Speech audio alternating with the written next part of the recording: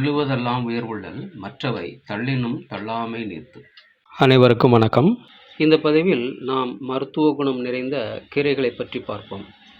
மணத்தக்காளி கீரை வாய் மற்றும் வயிற்றுப்புண் குணமாக்கும், தேமலை போக்கும். முளைக்கீரை பசியை ஏற்படுத்தும், நரம்புகளை பலப்படுத்தும்.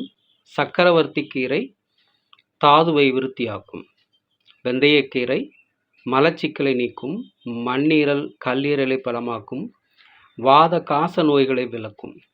தூதுவளை ஆண்மை தரும், சரும நோயை விலக்கும், சளித்தொலையை நீக்கும். குப்பைக்கீரை பசியை தூண்டும், வீக்கத்தை வத்த வைக்கும்.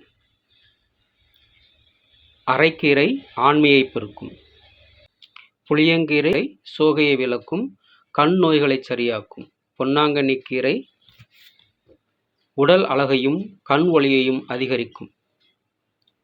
சுக்கா கீரை இரத்த அழுத்தத்தை சரி செய்யும், சிரங்கு மூலத்தை போக்கும். முருங்கைக்கீரை நீரிழிவை தடுக்கும் மற்றும் நீக்கும், கண்கள் உடல் பலம் பெறும்.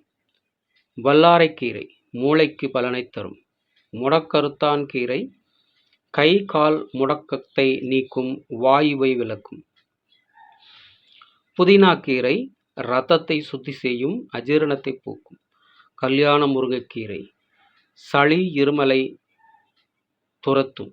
முள்ளங்கி கீரை நீரடைப்பை நீக்கும். பருப்புக்கீரை பித்தத்தை விலக்கும், உடல் சூட்டை தணிக்கும். புளிச்சக்கீரை கல்லீரலை பலமாக்கும், மாலைக்கண் நோயை விலக்கும், ஆண்மை பலம் தரும். ஆகவே நாம் அனைவரும் இத்தகைய மருத்துவ குணங்கள் நிறைந்த கீரைகளை அன்றாட உணவிலாவது அப்போதைக்கப்போதையாவது பயன்படுத்தி நமது உடல் நோய்களை இயற்கையான வழியில் சரி செய்வோம். நன்றி, வணக்கம்.